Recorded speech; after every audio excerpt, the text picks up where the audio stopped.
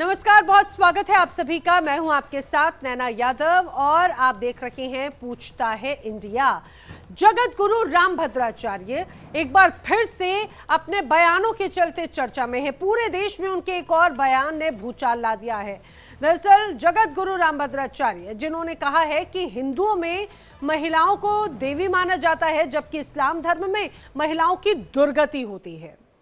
ये बयान जैसे ही उनकी तरफ से दिया गया, सोशल मीडिया पर इस बयान के बाद आग सी लग गई। मुस्लिम समुदाय में गहरा आक्रोश देखने को मिलता है।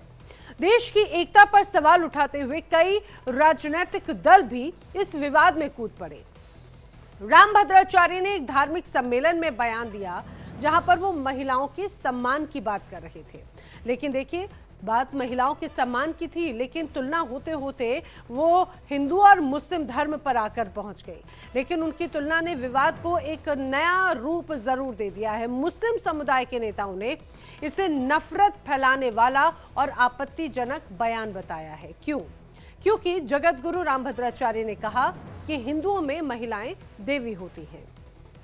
हिंदू धर्म में मां को पिता से भी बड़ा दर्जा दिया गया है। हिंदू धर्म की तुलना में दूसरे धर्मों में महिलाएं एक तरह से बेबी होती हैं, बेबस हो जाती हैं, और इस्लाम में भी महिलाओं की बहुत दुर्गति है। मुस्लिम महिलाएं 25-25 बच्चे पैदा करने को मजबूर हो जाती हैं। ये बात भी जगत गुरु रामभद्राचार्य ने कही। जगत गुरु रामभद्राचार्य ने आगे कहा कि बच्चों को मदरसे, कॉन्वेंट में कतई नहीं भेजना चाहिए। ये बात भी उनकी तरफ से स्पष्ट तौर पर कही गई है। जगत गुरु रामभद्राचार्य यहीं पर नहीं रुके, बल्कि उन्होंने कहा कि दुनिया में जितने भी धर्म हैं उनमें सबसे उदार धर्म सनातन है। वो इसीलिए क्योंकि वैदिक परंपराओं को सही मायनों में जानना जरूरी है। मनुस्मृति में किसी का अपमान नहीं किया गया, ये बात उनकी तरफ से कही गई। वेदों में भी किसी का भी अपमान नहीं किया गया। साथ ही जगत गुरु रामभद्राचार्य ने कहा, हिंदू धर्म जैसा कोई उदार धर्म हो ही नहीं सकता। बता दें कि ये पहला मौका नहीं है जब जगत गुरु रामभद्राचार्य का बयान सुर्खियों में रहा हो। लगातार उनके विवादित बयान, या ये कहा जाए कि उनके बयान जो बाद में एक बड़ा विवाद का रूप ले लेते हैं, लगातार इस तरह के तमाम बयान और वीडियो सामने आते हैं। हाल ही में, बहुत ज्यादा वक्त नहीं हुआ, 2 दिन पहले ही उन्होंने पश्चिमी उत्तर प्रदेश को मिनी पाकिस्तान जैसा बताया था और हिंदुओं से मुखर होने की अपील की थी। अब रामभद्राचार्य मुस्लिम महिलाओं को लेकर टिप्पणी करते हैं और सबसे बड़ा बखेड़ा अब ये कहा जा सकता है कि आने वाले वक्त में खड़ा हो सकता है। आइए आपको बताते हैं कि जगत गुरु रामभद्राचार्य के बयान किस तरह से अलग अलग समय पर आए और एक नया विवाद को उन्होंने जन्म दिया।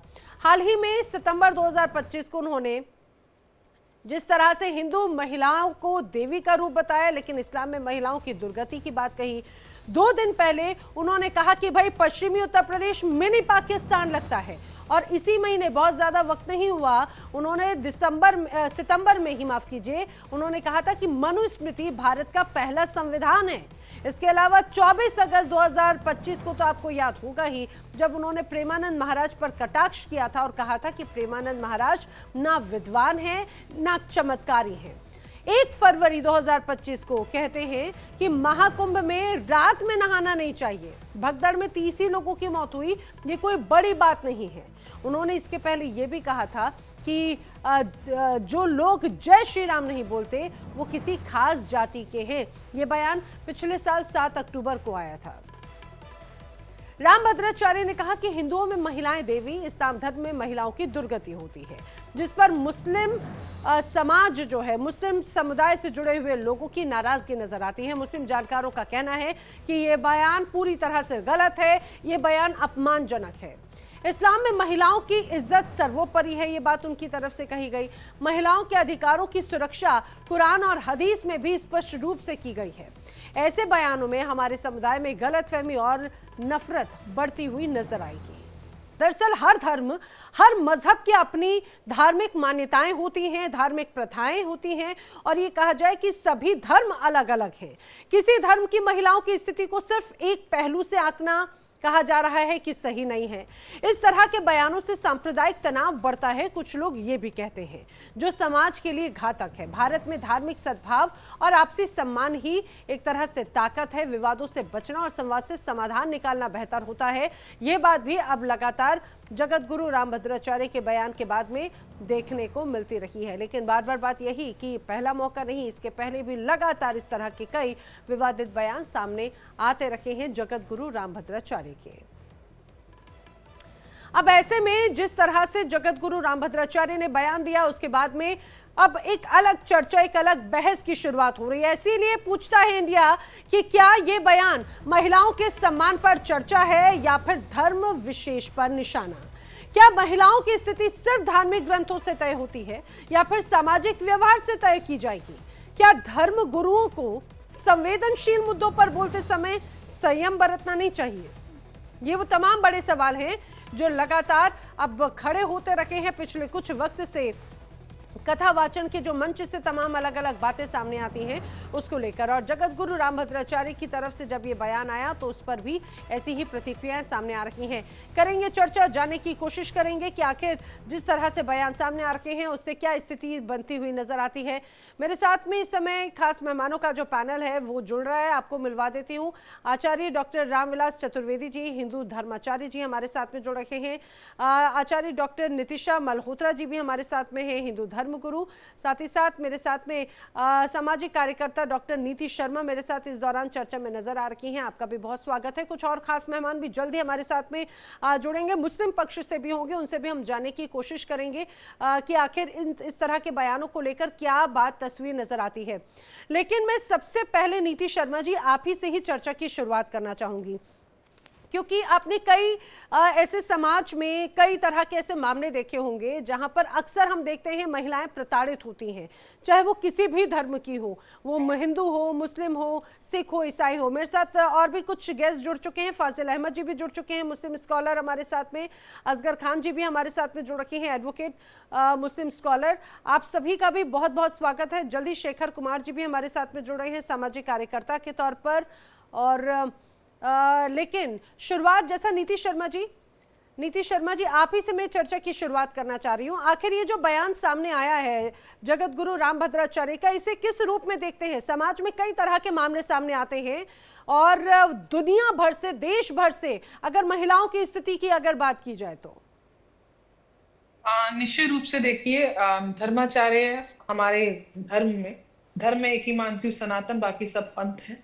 और धर्म में धर्माचार्यों का काम है ना केवल व्यास गद्दी से धर्म का प्रचार प्रसार करना, लेकिन समाज की कुरीतियां या समाज में जो संबंध या समाज में जो अनैतिकता फैली हुई है या समाज में एक दूसरे के प्रति जो सद्भावना कम होती जा रही है उसकी तरफ भी कहीं ना कहीं इशारा करना और लोगों को कल्याण के मार्ग में, सामाजिक समरसता के मार्ग में आगे बढ़ाना। आदरणीय जगत गुरु रामभद्राचार्य जी का जो बयान आया है वो निश्चित रूप से विचारणीय है। कारण इसलिए कि महिला हूं और जब मैं समाज को नीचे ग्राउंड पे देखती तो महिलाओं के साथ जो अत्याचार पीढ़ियों से हो रहे हैं, हिंदू समाज में भी कुरीतियां थी, जैसे कि सती प्रथा थी और भी कितनी प्रथाएं थी, बाल विवाह था, वो सब पे कुरीतियों को समय के साथ उस पर प्रतिबंध लगाया गया। मुस्लिम समाज में भी जिस प्रकार से 3 तलाक बोलकर सिर्फ एक पूरे महिला का सम्मान, महिला की अस्मिता को तार कर दिया जाता था, उस पे भी सुप्रीम कोर्ट के ऑर्डर से वो भी बंद हुआ। और जहां तक 4 शादियों की बात है या बच्चों की बात है, तो आप ग्राउंड पे देखिए, जिस समय देश आजाद हुआ था तो 2% आबादी थी, 2011 में ये आबादी 14% तक गई, जबकि ये पंथ निरपेक्ष देश है और सबका स्वागत है, लेकिन आज ये आबादी कहीं ना कहीं 20 करोड़ तक पहुंचती जा रही है। यहाँ पे विचारणीय बातें 2 चीजें हैं। यहाँ पे मैं खाली एक पक्ष नहीं देख रही हूँ कि महिलाओं को केवल बच्चा पैदा करने की मशीन बना के या उनके साथ 4-4 शादियां करके उनके शरीर के साथ शोषण करके एक सिर्फ अपनी आबादी को बढ़ाना। दूसरी तरफ किस प्रकार से देश में एक डेमोग्राफिक चेंज को माध्यम बनाना महिला के, क्योंकि जन्म तो वो ही दे सकती हैं, तो कहीं ना कहीं उसको भी माध्यम बनाना। तो यहाँ पे धर्म की गद्दी से कहीं ना कहीं वो 2 पक्षों को डायरेक्टली और इनडायरेक्टली इंगित कर रहे हैं। एक, महिलाओं के साथ शोषण हो रहा है, जो उनको फर्टिलिटी रेट उनकी उससे ज्यादा वो प्रोड्यूस कर रही हैं, उनके शरीर पे उसका नकारात्मक प्रभाव पड़ता है, समाज पे पड़ता है। ना क्वालिटी आप सिटीजनशिप आप ला सकते हैं, ना उनको अच्छी शिक्षा दे सकते हैं। आप 25 बच्चे अगर पैदा करेंगे, और होता है ये तो हम देख रहे हैं कि हमारे और समाज में जहां जहां शिक्षा बढ़ती जा रही है, वहां पे बच्चों को क्वालिटी के साथ जोड़ा जाता है। लेकिन जहां अब भी शिक्षा का अभाव है, और आप ये देखेंगे जो फर्टिलिटी रेट है वो जो अनएजुकेटेड वुमेन्स है वहां पे ज्यादा है। वो लोग ज्यादा बच्चे प्रोड्यूस कर रही हैं, क्योंकि वहां पे शिक्षा या quality of education, quality of child को अच्छे हमने नागरिक बनाना, वहां फोकस नहीं होता। केवल संख्या का फोकस होता है। पैरेलल दूसरी तरफ बहुत बड़ा मुद्दा है, ये विश्व का मुद्दा है। ये आपको समझने की आवश्यकता है नैना जी। ये पूरे विश्व का मुद्दा है, जो अलग अलग देश लड़ाइयों में जा रहे हैं। किस प्रकार एक सोच इस्लामिक, मैं धर्म का पूरा मान सम्मान करती हूँ, लेकिन उसके पीछे जो एक ब्लैक जो उसकी सच्चाई है, उस धर्म की आड़ पे किस प्रकार से डेमोग्राफिक चेंज को लाने का प्रयास किया जा रहा है और महिलाओं को उसका साधन बनाया जा रहा है। इसके पीछे बहुत ज्यादा चिंता करने की आवश्यकता है। ठीक है, ठीक है। आपने एक आंकड़े के तौर पर यह जरूर बताया कि आखिर समाज में किस तरह की कुरीतियों पर बात जरूर की जाती है और लगातार उनको समय समय पर दुरुस्त करने की बात होती है। फाजिल अहमद जी का मैं रुख करना चाहूंगी, मुस्लिम स्कॉलर हैं, चीजों को हमेशा बेबाकी के साथ में रखते हैं। फाजिल अहमद जी, हमेशा से जब भी बात महिलाओं के सशक्तिकरण की बात होती है तो ये चर्चा अपने आप में बहुत एक गंभीर हो जाती है कि महिलाओं को कई चीजों के अधिकार जो है वो नहीं दिए जाते, और ये बहुत लंबे समय से खासतौर से इस्लाम के तौर पे माना जाता रहा है।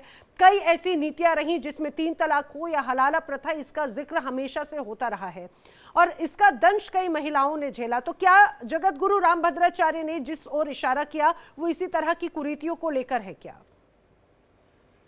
देखिए, रामभद्राचार्य तो अपने को धार्मिक गुरु बोलते हैं। मैं वो थोड़ा आजकल राजनीति का जब कोई चस्का ज्यादा लग गया है, इसलिए उन पर कोई बात क्या करना अब। दूसरी बात यह है कि नीति जी ने कहा कि सनातन धर्म में इन लोगों को एक बहुत तकलीफ है कि मुसलमान 2-3 शादी कर लेते हैं। मुसलमान इसलिए शादी कर लेते हैं कि विधवा को, तलाकशुदा को क्या सड़क पर वेश्यावृत्ति करने के लिए छोड़ दिया जाए? आखिर उनका जीवन कैसे चलेगा? उन्हें मान सम्मान देने के लिए मुसलमान जो एक पत्नी से ज्यादा का खर्च उठा सकते हैं, वो लोग ऐसा करके, इसीलिए मुस्लिम देशों में वेश्यावृत्ति पर प्रतिबंध लगा नहीं, हुआ है। लेकिन अच्छा, बस इसको थोड़ा सा दुरुस्त कीजिएगा फाजिल अहमद जी। जो पोलीगैमी, ये पोलीगैमी या फिर जो आप कह रहे हैं बहुविवाह, नहीं मैं सुनिए ना, मैं बस आपसे ये बोल रही हूँ कि क्या ये सिर्फ पर्टिकुलर किसी, अरे भाई आप बस मुझे तो आपने नीति सुनिए तो, एक बार भी नहीं बोला। अरे बाबा फाजिल अहमद जी, मैं अपनी जानकारी के लिए तो जानना चाह रही हूँ। आप मेरे बोलने के बाद जानकारी ले लीजिएगा, आप उसी में ऐड ऑन कर दीजिएगा कि जो बहुविवाह की जो प्रथा है, वो पर्टिकुलर किसी केस में होती है या फिर सभी, या फिर सिर्फ विधवाओं के केस में ही होती है पॉलीगैमी या बहुविवाह की जो स्थिति है? बोलने के बाद अपना सवाल नोट करके रखिए और जब मैं बोल लूंगा तब पूछिएगा। फाजिल अहमद जी, 1950 में जब हमारा संविधान बना तो जवाहरलाल नेहरू ने हिंदू मैरिज एक्ट बनाया। उस हिंदू मैरिज एक्ट के तहत हिंदू 2 शादी नहीं कर सकता। उसके पहले सब कोई हिंदू को जानकार नहीं थे।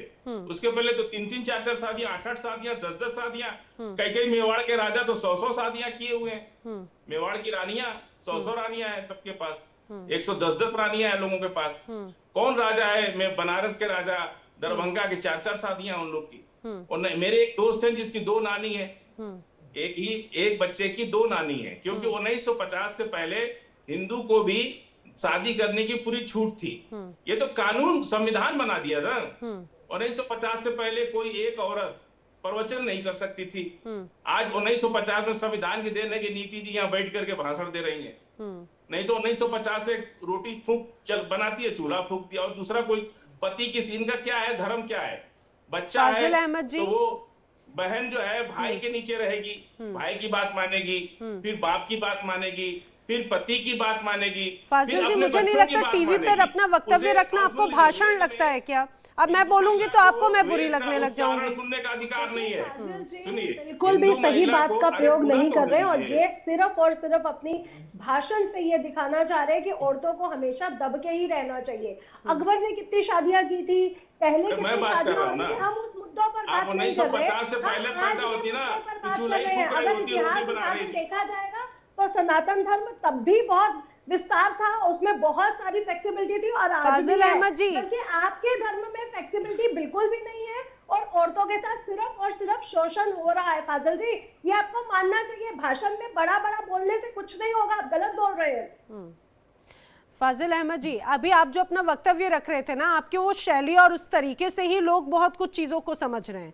आप ये कह रहे हैं कि भाई नीति जी जो अब भाषण दे इस्लाम रही धर्म हैं, में या औरत को, 1950 सुन के पहले अगर ये इस्लाम पैदा धर्म में हुई औरत होती को तो चूल्हा मर्द चौका से ज्यादा फूक रही इज्जत होती। मिली है। बिल्कुल गलत माँ बातों का जन्नत प्रयोग बोला किया गया है कि गया माँ है। के पैरों के हमारे नीचे जन्नत देश है। की Yes, और बेटियां हमारे yes. यहाँ औरतें जो है सनातन लड़ाइयाँ धर्म लड़ी की देवी हैं, दुर्गा, और नवाब महिषासुर का और नाश राजा करने रही वाली हैं। सीता माता को अगर आप देखते हो तो वो समर्पण की देवी है। आप कैसी बातें कर रहे हो, सिर्फ चूल्हा चौका करने वाली। हमारी भारत की वीरांगनाओं के बारे में जाकर के पढ़िए। यहाँ पे मैं किसी जाति या धर्म की बात नहीं कर रही, पर अगर आप भारत में रह रहे हैं तो भारत की वीरांगनाओं के बारे में आपको पढ़ना चाहिए। रानी लक्ष्मीबाई, आप कैसी बातें कर रहे हो? इन्होंने युद्ध जीते हुए बड़े बड़े। आप कैसी, कैकई के बारे में ये मेंशन है कि उन्होंने युद्ध जीता है, वो राजा दशरथ के साथ युद्ध पे जाती थी। आप कैसी बातें कर रहे हो फाजिल जी? आपको ज्ञान होना चाहिए। आप भारत लेकिन में रह रहे नितिशा हो, जी, कहीं और रह रहे हो, नितिशा किसी जी, देश में। लेकिन जी। नितिशा जी, एक बात तो फाजिल अहमद ये सही कह रहे हैं कि भाई 1950 के पहले भारत में भी कई ऐसे राजा रहे, या फिर सनातन में भी बहुविवाह की प्रथा रही। की शादी करता जी, था। सुनिए बहुविवाह ठीक की है प्रथा रही लेकिन है। 1950 के बाद में, जब इसके पहले कई कुरीतियां थी, हमने देखा हिंदुस्तान में बाल विवाह की कुरीतियां थी, सती प्रथा थी, यहाँ पे बहुत इस तरह की प्रथाएं थी, जिनका दहेज प्रथा अपने आप में एक बहुत बड़ी थी। खैर दहेज प्रथा इस मामले में नहीं काउंट होती, लेकिन हम लगातार देखते रहे, बाल विवाह की थी, पर्दा प्रथा थी, सती प्रथा थी, लेकिन बहुविवाह 1950 के बाद स्थिति बदली ना। अभी तो कानून पूरा बदल चुका है। फाजिल अहमद जी, हिंदुस्तान में जब संविधान में आपने कहा कानून, तो 1950 के बाद तो स्थिति बदल गई। यही बात तो कही गई कि मौजूदा स्थिति में इस्लाम में बदली है क्या? लेकिन इस्लाम में एजुकेशन की कमी होने के कारण इन्होंने हलाला 3 तलाक तो समाप्त नहीं किया। फाजिल अहमद जी से जवाब ले लेती हूँ। फाजिल अहमद जी से। फाजिल जी ने अपने धर्म की स्त्रियों के लिए क्या किया? आप भाषण दे रहे हो सब स्त्रियों के लिए, पहले अपने धर्म की स्त्रियों को तो आप सही शिक्षा और सही स्थान तो दीजिए पहले अपने धर्म में। डॉक्टर नितिशा जी, मैं पहले फाजिल जी की बात पूरी जान लेती हूँ, फिर आती हूँ, फिर दूसरे गेस्ट का रुख करूंगी। फाजिल जी, देखिए, सती प्रथा भी अंग्रेजों ने कानून बना के रोका। आजाद भारत में बाल विवाह अधिनियम भी बना, कानून बना के रोका गया। दहेज निरोधक अधिनियम बना। अगर ये सब बुराइयां इनको सरकार ने नहीं रोकती तो ये मानते क्या? इसलिए सारी चीजें, तो सरकार ने कानून तो सभी के लिए बनाया ना फाजिल अहमद जी। अभी इनका इतना नया बाबा बनी है, अभी इनको इतना ज्ञान नहीं है कि डिबेट कैसे किया जाता है। फाजिल अहमद जी, पता है आपका लहजा ना, आपका लहजा ये तकलीफ को दर्शाता है। फाजिल अहमद, सुनिए जो गलतियां हो चुप कराइए रही पहले, हमारे बीच में बोलने की बात हो रही है। अभी नए नए बाबा बनी है, इनको पता ही नहीं तब इसकी क्या है। फाजिल अहमद जी, फाजिल अहमद जी, ठीक है। फाजिल अहमद जी, नितिशा जी नहीं बनी है। फाजिल अहमद जी, आप तो बड़े सीनियर हैं, प्लीज आपसे मैं थोड़ा तहजीब की उम्मीद रखती हूँ। मैं आपसे तहजीब की बात करती हूँ, कम से कम आ रही हूँ। आपने कितनी अच्छी बात कही। आपने कहा कि भाई कुरान और हदीस में बाकायदा महिलाओं की इज्जत किस तरह से की गई है, बेटी को रहमत कहा गया है, माँ के पैरों तले जन्नत बताई गई है। लेकिन मैं फिर भी वही बात कह रही हूँ, फिर उनके अधिकार कहाँ चले गए? आप कह रहे हैं भाई हिंदुस्तान में 1950 के पहले कानून जो था, 1950 के बाद तो स्थिति बदली ना। बेटियों को पढ़ने के लिए अभी भी वही अधिकार दिए जाते हैं, अभी भी उनसे अधिकारों की बात जो है, अभी भी हम स्थिति बहुत बदलते हैं। बहुविवाह हो या फिर हम अभी भी बाल विवाह की तस्वीर देखते हैं। आप कहाँ बात कर रहे हैं फाजिल जी? में लड़कियों को चाहे हिंदू हो चाहे मुसलमान हो, पढ़ने का अधिकार कब मिला? आपकी माता जी क्या एंकर थी? आपको जैसे जैसे तरक्की की, ये सिस्टम बना, दुनिया तरक्की की, विज्ञान आगे बढ़ा, लोगों को समझ आया कि हाँ नहीं, बेटी बेटा में कोई अंतर नहीं है, तो पढ़ाया उसको। लेकिन आप अपनी दादी के बारे में सोचिए, अपनी परदादी के बारे में सोचिए। फाजिल अहमद जी, मैं आपको अभी चर्चा हो जाएगी। मेरी दादी भी पढ़ी लिखी थी, माता जी भी पढ़ी लिखी थी, आपको भी ये चीज समझना चाहिए। सुन लीजिए। और सिर्फ सुनिए, और सिर्फ किताबी ज्ञान नहीं होता, जो नैतिक ज्ञान होता है वो बहुत जरूरी होता है फाजिल जी। वो बर्ताव, बहुत सी चीजें, आपकी शिक्षा वो दर्शाता है। विचारों का ज्ञान होना, विचारों का खुलापन होना बहुत जरूरी है ना, ये बात बहुत जरूरी हो जाती है। आपकी बात, विचारों में क्या मतलब, हम कपड़े खोल के घूमे तो हम विचारों की आप कपड़ों से ही तुलना करते हैं फाजिल अहमद जी? कैसी बात कर रहे हैं फाजिल अहमद जी? फाजिल अहमद कैसी बात कर रहे हैं आप? विचारों का खुलापन तो क्या कपड़ों का खुलापन हो जाता है? विचारों का खुलापन क्या कपड़ों का खुलापन हो जाता है? सर पे, और अगर जो है कपड़े खोल के घूमे, विचारों का खुलापन क्या कपड़ों का खुलापन हो जाता है? कैसी बात कर रहे हैं आप? विचारों का खुलापन, जब आप बेटे बेटी में अगर आप फर्क नहीं करते, जो आप अपनी शिक्षा बेटे को दे रहे हैं, बेटी को भी वही आजादी देते, अब आप उसके लिए, महिलाओं के लिए बैरियर्स नहीं लगाते, महिलाओं को आप सिर्फ चूल्हा चौका करने वाला नहीं सोचते, वो होता है, ये होता है विचारों का खुलापन, या फिर विचारों के आप किस तरह से बाउंडेशन रखते हैं? नाम पर ये जो विधवा लोगों की बात करें कि हम विधवाओं को अपनाते हैं, ये बिल्कुल गलत है।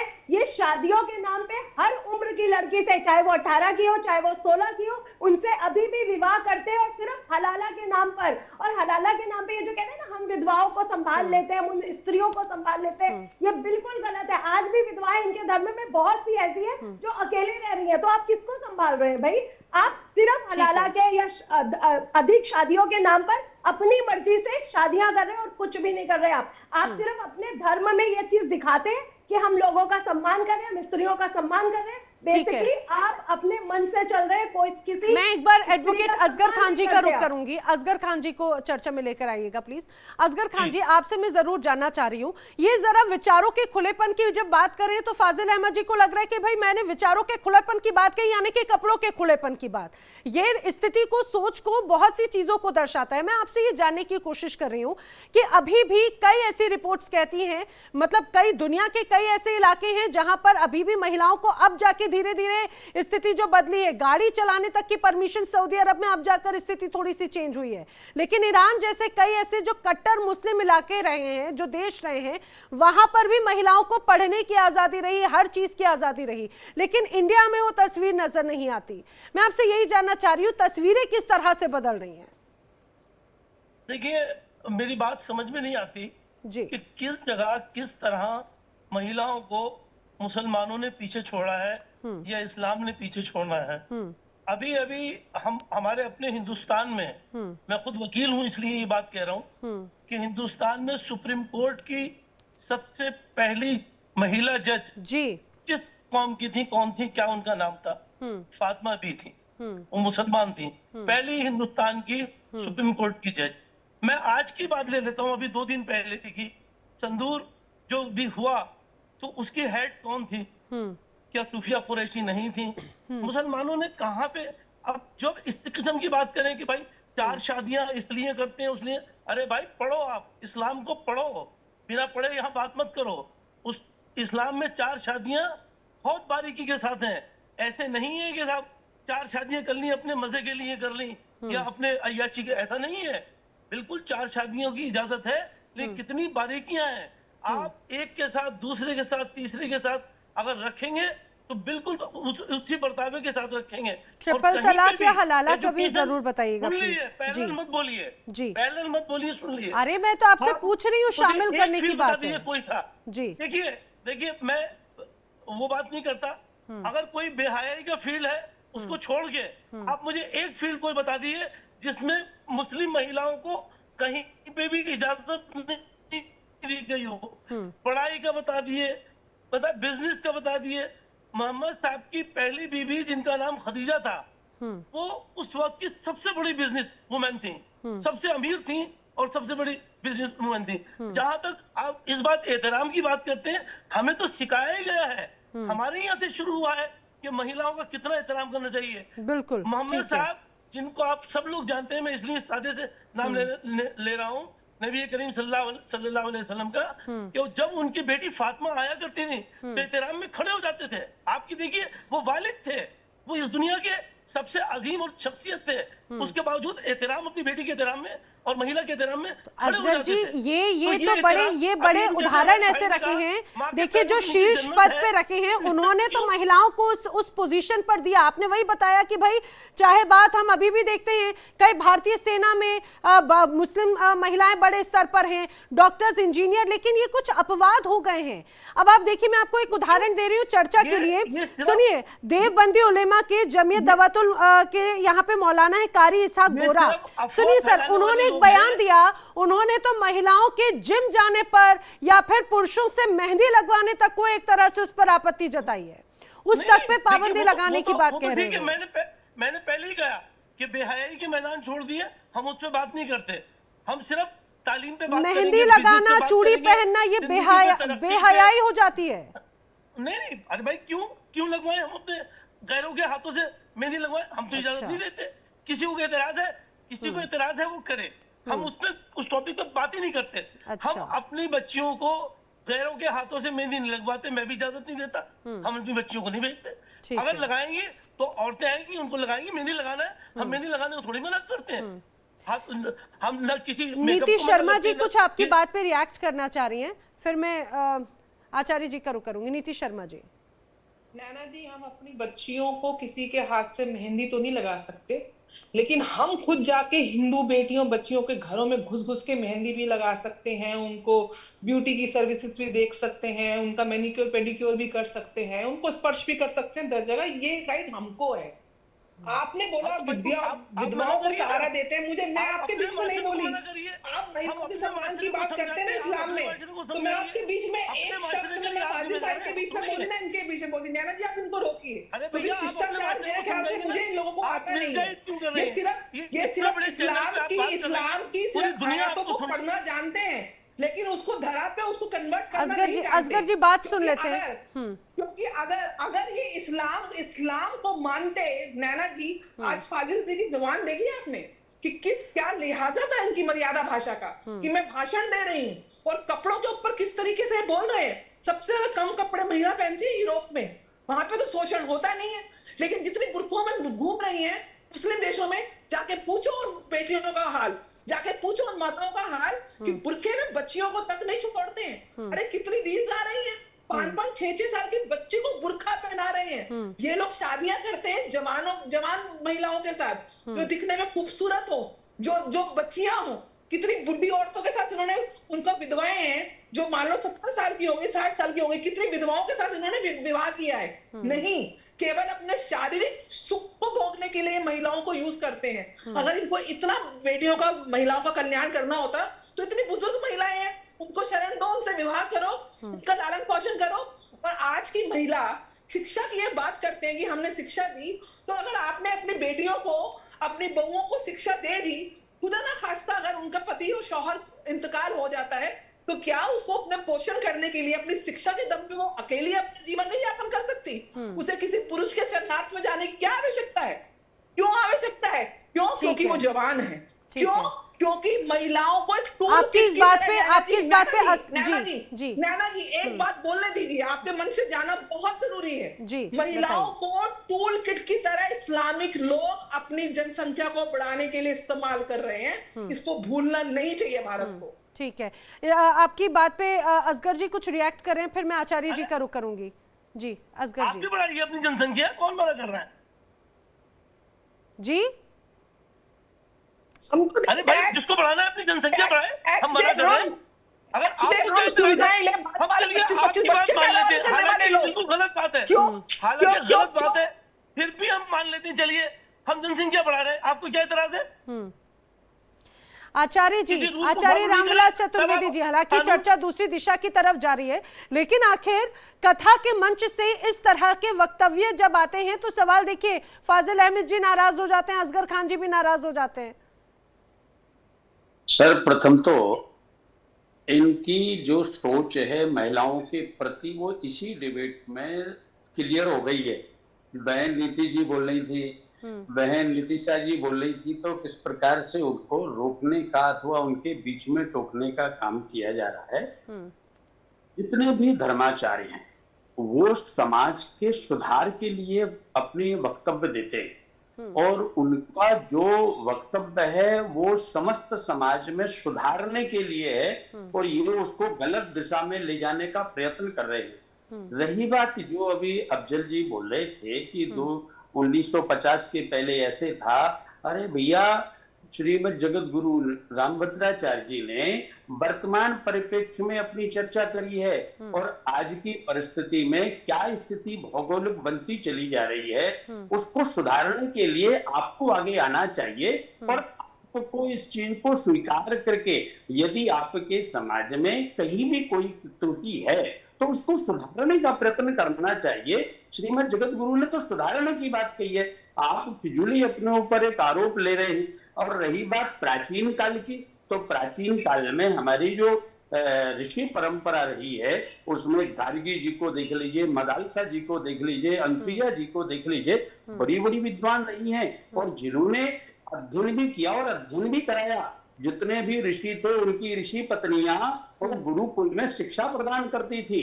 ऐसा नहीं है कि हमारे सनातन धर्म की माताएं कभी भी अनपढ़ रही हो। माताओं ने सदैव पुरुष का साथ लेकर के कंधे से कंधा मिला करके संस्कृति को जीवित रखा है, संस्कारों को जीवित रखा है, और हर क्षेत्र में कार्य किया है। चाहे अभी वर्तमान की अगर परिस्थिति में देखा जाए तो हिंदुओं में वर्तमान में भी सर्वप्रथम कन्या पूजन से स्त्रियों बालिकाओं का पूजन किया जाता है। नवरात्रि में उनके चरण धुल करके और उनका पूजन किया जाता है। जब युवा होती है, विवाह होता है, तो भी उनका पूजन किया जाता है। उनको लक्ष्मी और विष्णु के रूप में मान करके चरण धुले जाते हैं। और उसके बाद में भी जब वो घर पर विवाह करके आती है तो भी उनकी आरती उतारी जाती है और लक्ष्मी कहा जाता है। यत्र नार्यस्तु पूज्यन्ते रमन्ते तत्र देवता। हमारे यहाँ की तो संस्कृति ये है कि जहाँ फाजिल अहमद जी आपकी बात पे कुछ कह रहे हैं रामविलास जी, फाजिल अहमद जी कुछ कह रहे हैं। नहीं, जरा द्रौपदी के बारे में भी बता दीजिए, क्या हुआ उनके साथ, द्रौपदी के बारे में बता दीजिए। हाँ, भारत में स्पष्ट मुसलमान चीरहरण किया, उनका मुसलमान थे उस टाइम। फाजिल अहमद जी जिन्होंने चीरहरण किया उनका हाल भी जान लीजिए। ये नैतिकता थी क्या? कोई पत्नी को हार जाता है क्या जुए में? कोई खुद, अरे चलिए कौरव के बाद छोड़ दीजिए, वो अधर्मी थे, पापी थे। पांडव अपनी पत्नी को कैसे हार गए? जुआ में कोई पत्नी को लगा देता है क्या? नितिशा जी कुछ जवाब दे रही हैं आपकी इस बात पे? अगर आप इतिहास उठा के देखेंगे तो मुगलों के लिए भी हम बहुत कुछ छान छान के लाएंगे। इसलिए आप फाजिल अहमद जी आपको महिलाओं से इतनी तकलीफ है क्या? फाजिल अहमद जी आपकी बात का जवाब नितिशा दे रही है तो आपको नाराजगी हो जाती है, मैं बोलती हूँ तो आप मुझसे नाराज हो जाते हैं। हमारे धर्म के बारे में पढ़िए तो आपको भी हमारे धर्म की नॉलेज होनी चाहिए। आपको पूरा नॉलेज होना चाहिए। क्वेश्चन उठाने के लिए आप पहले नॉलेज तो लेंगे कि क्यों हुआ था, ऐसा क्या। अरे भाई इनको रोकिए ना आप, ये बार-बार सबके बीच में बोल रही हैं, इन्हीं को बुलवा लीजिए वन टू वन करके। पहले सबकी शादियां हो रही थी, अब 1950 के बाद संविधान बनने के बाद शादियां होनी बंद। अभी तो तो हम तो आपसे ये कह रहे हैं कि 1950 के बाद जब बेटा और बेटी को एक समझा जा रहा था, आपके धर्म में आज तक क्यों नहीं समझा जा रहा था? आपके धर्म में क्यों अब 3 तलाक खत्म किया गया? पहले क्यों नहीं खत्म कर दिया गया? आपके इतने स्कॉलर्स बैठे थे, इतने मौलवी बैठे थे, वो खत्म कर देते। ठीक है, शेखर कुमार जी भी हमारे साथ में सामाजिक कार्यकर्ता जुड़ चुके हैं। शेखर कुमार जी आपका भी चर्चा में बहुत स्वागत है। देखिए, जब बात धर्म पर आती है तो एक अलग दिशा की तरफ चली जाती है। अक्सर हम देखते हैं कि सभी धर्मों में बड़े स्तर पर कुरीतियां रही पिछले वक्त से, लेकिन जैसे जैसे वक्त बदलता गया, ये कहा जाए कि उसे मॉडरेटिंग वे में हम देखते चले गए, प्रोग्रेसिव वे में देखते चले गए। पहले हिंदुस्तान में भी हम देखते हैं कि किस तरह से पढ़ने का, शिक्षा का अधिकार हो, या फिर बाल विवाह की कुरीतियां हो, सती प्रथा हो, इस तरह की तमाम ऐसी कुरीतियां थी जो वक्त के साथ में बदली। लेकिन जगत गुरु रामभद्राचार्य ने कहा कि आज भी इस्लाम में महिलाओं की दुर्गति है। पहले 3 तलाक वाली स्थिति थी, कई लड़कियां, कई महिलाएं प्रताड़ित थी। 2019 के बाद से जब से कानून मूर्त रूप में आया, कई का जीवन बदला और वो बड़ी खुश हैं। ये बात भी उनकी तरफ से इस तरह से एग्जाम्पल्स भी दिए जाते हैं। देखिए, जगत गुरु जो हैं ये मुस्लिम धर्म गुरु हैं या हिंदू धर्म गुरु हैं। अगर आप हिंदू धर्म गुरु हैं, अब आपके जो बयान आ रहे हैं आजकल, अभी इनका लेटेस्ट इंटरव्यू मैंने देखा जिसमें 3-3 लोग बैठे हुए अजीबोगरीब बातें करे जा रहे हैं। क्या उन्होंने संत की परिभाषा बताई, सा मतलब समस्या और अंत, जो समस्या का अंत करे वो संत। तो ये तो हिंदी व्याकरण इनको नहीं पता और ये कहते हैं इस प्रकार से। तो सपूत जो है वो समस्या प्लस पूत हो गया, तो उसको सपूत का तो बहुत ही उल्टा अर्थ हो गया। तो आज मैं आपको बताऊं, महिलाओं की स्थिति की जो बात है, मैं हिंदुस्तान के, आप हिंदू मुस्लिम छोड़ दीजिए, यूरोप में भी महिलाओं को मताधिकार बहुत संघर्षों के बाद मिला। जी बिल्कुल बिल्कुल। इस देश में सती प्रथा थी और जो राजा राम मोहन आगे आए, ईश्वर चंद्र विद्यासागर आगे आए कि वहां पर विधवा विवाह शुरू हुआ। जब ये इस देश का कानून बन रहा था तब एक पक्ष ऐसा था जो कह रहा था मनुस्मृति लागू, और ये इस देश का सौभाग्य था कि इस देश में उस टाइम समझदार लोगों की संख्या इतनी ज्यादा थी, उन्होंने संविधान चुना। हिंदू धर्म में कहीं पर भी तलाक का कोई प्रोविजन नहीं था, लेकिन आज के समाज में हम जानते हैं कि तलाक का प्रोविजन आना कई बार कितनी महिलाओं के लिए वो एक बुरी शादी से निकलकर एक अच्छी शुरुआत करने का कितना बड़ा मौका होता है। तो देखिए ये महिलाओं, लेकिन शेखर जी ये तो पूरा कानूनी तौर पर एक स्थिति हो जाती है ना। ये कानूनी तौर पर, खासतौर से संविधान महिलाओं को भी कानूनी तौर पर ये सभी अधिकार देते हैं, और इसके पहले शायद मुस्लिम धर्म की महिलाओं को ये कानूनी तौर पे अधिकार नहीं थे। यही वजह है कि वो एक बार में तलाक तलाक तलाक बोल दिया, ये लोगों को ये पता था, तलाक तलाक तलाक बोला और उनका जीवन जो है बदल गया। लेकिन अगर उसके बाद में उनको रियलाइज हो तो उन्हें और एक बहुत पीड़ादायी वाली प्रथा से होकर गुजरना पड़ता है। कई इस बार हमने चर्चा की इस विषय पर भी। वही बात है कि अब जब वो तलाक वाला भी जो एक पूरा कानून बना, वो एक प्रक्रिया होती है, उसमें म्यूचुअली चीजें जाएंगी। अगर मैं आज किसी बात को लेकर नाराज हूं और मैंने नाराजगी जता दी और ये कह दिया तलाक तलाक तलाक, वो नहीं होगा। नहीं, देखिए तलाक शब्द को और तलाक का जो इस्लाम में जो प्रक्रिया है उसमें ये जो 3 तलाक वाली बात थी, ये तो वैसे भी वैलिड ही नहीं। अगर कोई पहले भी अगर किसी के माथे में सिंदूर भर के कह दे कि ये मेरी पत्नी हो गई, तो कानूनन रूप से तो नहीं है वो। तो 3 तलाक को तो कानून पहले भी नहीं मानता था। उनके यहाँ जो तलाक का जो प्रोसीजर है उसमें 1-1 महीने का जो इंटरवल दिया गया, वो इसीलिए दिया गया कि यदि आदमी ने गुस्से में कह दिया हो तो 1 महीने का कूलिंग ऑफ पीरियड है। उसके बाद वो दोबारा अगर अपने निश्चय पे टिका हुआ है तो दोबारा वो तलाक बोलेगा, फिर आपको 1 महीने का वो है। अच्छा, आदमी इस चीज को फेल ना समझे, तो उस टाइम पर एक उनकी और जो दूसरी प्रक्रिया थी उसका प्रोविजन लाया गया कि आपको ही नुकसान होगा। अच्छा, ये सारे धर्मों में जो भी रूल्स बने हैं वो उस टाइम के समाज के हिसाब से बने। आज बदले हुई परिस्थितियों में, जैसे अब हमारे सती प्रथा बंद हो गई है, बाल विवाह बंद हो गया है, विधवा विवाह शुरू हो गया है, 3 तलाक को अब आम पढ़ा लिखा मुस्लिम भी नहीं मानता, और जागरूकता जितनी शिक्षा फैल रही है ये हर धर्म के हर तबके तक ये बात जारी है। ये बात हिंदू मुस्लिम क्रिश्चियन सिख वाली नहीं है, ये हर धर्म में जो जो कुरीतियां थी, आज का समाज बदलता जा रहा है। बिल्कुल बदलता और उसका सबसे बड़ी चीज उसके पीछे शिक्षा। लेकिन शिक्षा को के तौर पर भी अगर हम देखें शेखर जी, बात वही हो जाती है जो वो खुले विचारों की बात है। हालांकि मैं फिर खुले विचारों की बात करूंगी, हो सकता है यहाँ पर फाजिल अहमद जी नाराज हो जाएं, वो कपड़ों पर आ जाएं कि भाई कपड़े खोलकर खड़े हो जाएं, शब्दों की मर्यादा खैर।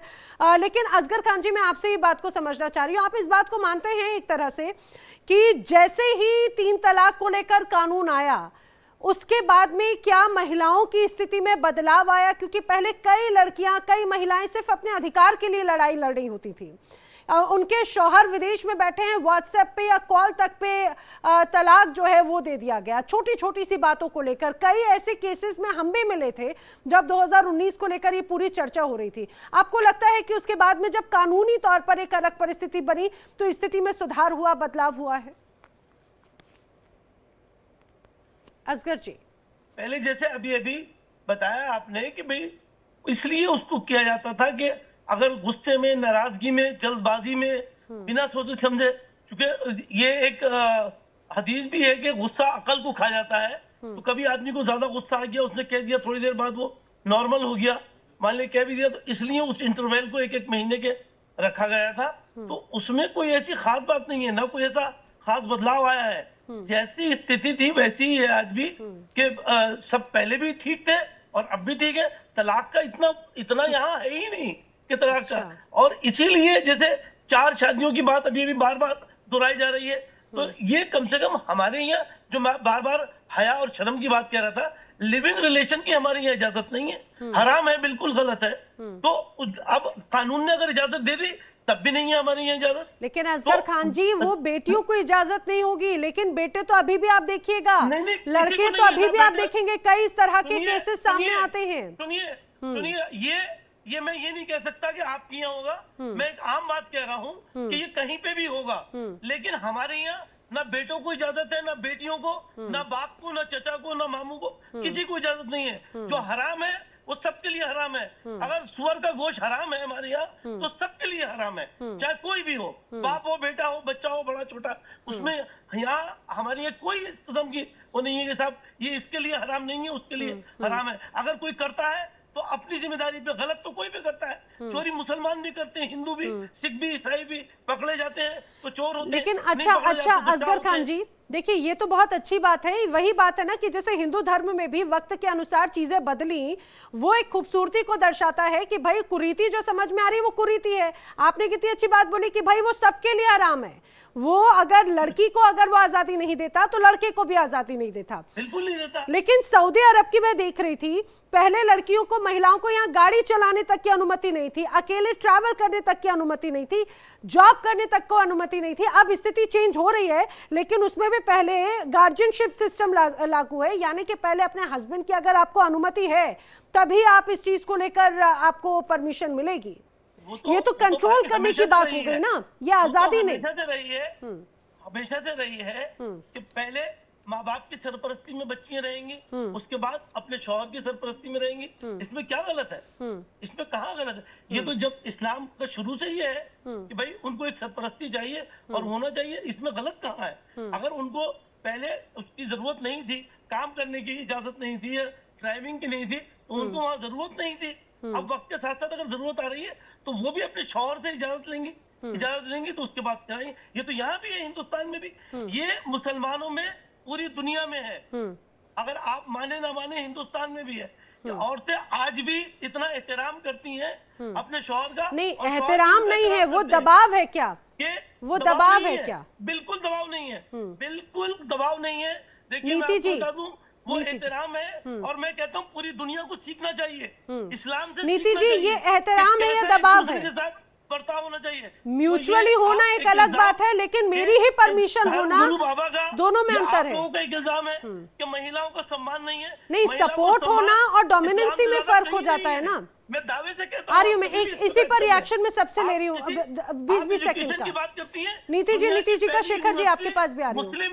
औरतें तो एहतराम करें, लेकिन पुरुष 4-4 शादियां करें। पुरुष तो लिविंग रिलेशनशिप में, औरतें तो ना रहें। पुरुष तो बाहर जाके, अब मैक्सिमम नैना जी, आप पोर्टफोलियो खोलिए, जो ब्यूटिशियंस हैं, जो ब्यूटी पार्लर में काम करते हैं, जो जिम में काम करते हैं, जो प्लम्बर है, इलेक्ट्रिशियंस हैं, मैक्सिमम एक कमोडिटी के हैं। ये लोग तो औरतों को स्पर्श भी करें, लव जिहाद भी करें, काटे भी, हिंदू की महिलाओं के रेट भी लगाएं कि ब्राह्मण महिला का ये रेट है, इस्लामिक सिख महिला का ये रेट है, वैश्य महिला का ये रेट है, और उसके बाद उनको पूरा वो एहतराम ना करें, लेकिन इनकी औरतें एहतराम भी करें, वो काम ना करें, काम करने से पहले इनकी परमिशन लें। अरे आप क्या, मैं और आप अपने पति या अपने बाप के परमिशन से काम कर रही है नैना जी? हम अपने इंडिविजुअल डिसीजन से सपोर्ट से करते हैं। इंडिविजुअल हमें उन्होंने एंडोर्स किया है, किसी से हमसे पूछना नहीं पड़ा कि हम काम के लिए जाएं, हमने बताया। देखिए, हमेशा कहते हैं कि कॉम्प्रोमाइज और एडजस्टमेंट में अंतर होता है। तो आप किस तरीके से gender bias to the extreme. Fazil ji कुछ कह रहे हैं, उनकी आवाज सुन लेते हैं, फिर मैं आचार्य जी का और नीतीश जी का और शेखर जी का रुख करती हूँ। फाजिल जी कुछ कह रहे हैं। फाजिल जी, मैं ये कह रहा था, एडजस्टमेंट और कॉम्प्रोमाइज में अंतर होता है। डिसिप्लिन की बात होती है। मेरी बेटी क्या मुझसे पूछ के जाती है तो मैं जबरदस्ती है उसके साथ? भाई बेटी है, वो पूछ के जा रही कि हम यहाँ जा रहे हैं। हम भी अपनी माँ से पूछ के जाते थे। नहीं, हम ये अपनी माँ, और हमारा एग्जाम्पल सुन अलग लीजिए, है, एग्जाम्पल अलग नैना है जी, ये। औरत को नहीं, मर्द को भी पर्दा है इस्लाम में। हम दूसरी औरत का पेडिक्योर मैनिक्योर नहीं कर पाएंगे। हम, हमारे लिए हराम है दूसरी औरत छूना। हम चाहे भूखे मर जाएंगे, लेकिन पेडिक्योर मैनिक्योर हम दूसरी पत्नी का नहीं कर सकते, दूसरी की औरत का नहीं कर सकते।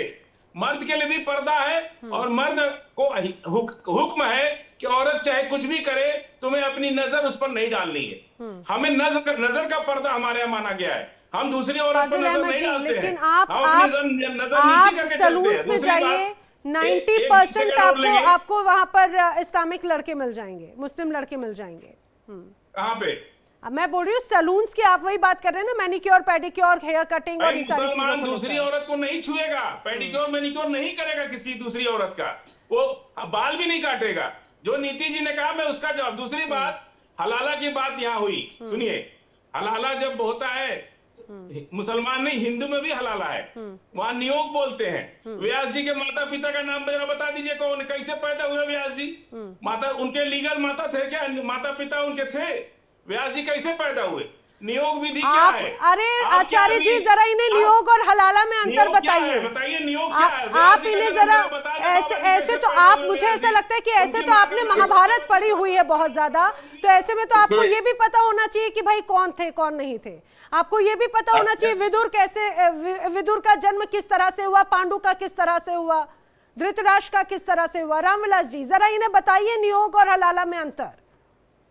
अफजल जी से मैं आग्रह करूंगा कि यदि आपको सनातन धर्म के ऋषियों के बारे में, ऋषि परंपरा के बारे में बोलना है, तो आपको पहले पढ़ना पड़ेगा, पहले सीखना पड़ेगा। ऐसे आप टीवी डिबेट पर बैठ करके कुछ भी बोलेंगे तो समाज आपकी बात को सुनकर के आपके बारे में क्या सोचेगी? कि आप वस्तुतः एक इस्लामिक स्कॉलरशिप के वो होकर के भी और आप क्या वक्तव्य दे रहे हैं? देखिए, महर्षि वेदव्यास जी का जो अवतरण हुआ वो पाराशर जी के द्वारा हुआ है, और पाराशर ऋषि हैं, और ऋषि परंपरा में पाराशर जी के द्वारा महर्षि वेदव्यास जी का अवतरण हुआ है, वो भगवान का अवतार है। आप इस प्रकार से एक सामान्य व्यक्ति के साथ में उनको जोड़ करके और इस प्रकार की डिबेट में चर्चा नहीं कर सकते।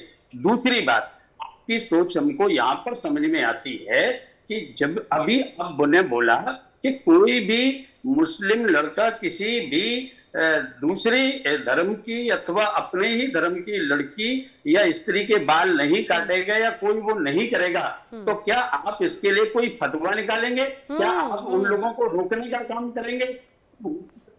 और टीवी पर आकर के डिबेट में आप ऐसी बात बोलने लग जाएंगे, यह बिल्कुल ही अनर्गल प्रलाप आप मत करिए। वो बोलिए जो वस्तुतः समाज में चल रहा है, ऐसी जो परिस्थिति है उस परिस्थिति पर आप चर्चा करिए। कहां की बात को कहां से जोड़ करके बोलने का प्रयत्न करते हैं। फाजिल अहमद जी, फतवा निकालेंगे कि आपने जो एक एग्जाम्पल दिया, फतवा निकालेंगे क्या? यही बात बड़ी हो जाती है। ये जो है व्यास जी का जन्म नहीं, भाई कंठी माला वाले बाबा हैं, इनको कोई शास्त्रों की जानकारी नहीं है। आप सबको सर्टिफिकेट देते नजर आ रहे हैं कि ये वाली मैडम प्रवचन देने वाली मैडम है, ये वाली मैडम चूल्हा चौका करने वाली मैडम है, ये वाली मैडम आपको प्रवचन देने वाली बात है। फाजिल अहमद जी, फतवा निकालेंगे क्या? किसका फतवा? नीतीश निकलवाना है? नीतीशा जी जरा जवाब दीजिए। अरे किसका फतवा निकलवाना? अरे अभी आप ही ने कहा कि भाई उनको कोई परमिशन नहीं होती, इनको परमिशन नहीं होती। 90% से ज्यादा आपको हर सलून में मिल जाएंगे मुस्लिम लड़के, हर जगह पर मैनिक्योर पेडिक्योर हेयर कटिंग करते हुए। नीतीशा जी, कोई मुसलमान शराब पी के घूम रहा है तो वो इस्लामिक हो? हाँ, वहां पर चीजें सुनिए। अरे फाजिल अहमद जी, वहां पर आपकी सिलेक्टिव अप्रोच हो जाती है ना। उसको जेल में डाल आपको यहाँ पर डिबेट में बैठी महिलाओं को आपको ज्ञान देना आता है। नीतीशा जी, शराब परोसना, ये सिलेक्टिव अप्रोच है आपकी। नीतीशा जी, कोई शराब पी रहा है, आंखें खोलिए जरा सी फाजिल अहमद। सिर्फ दूसरों को बोल के अपने वो देते हैं कि आप ऐसी हैं, आप वैसे हैं। आपको सुनना भी चाहिए।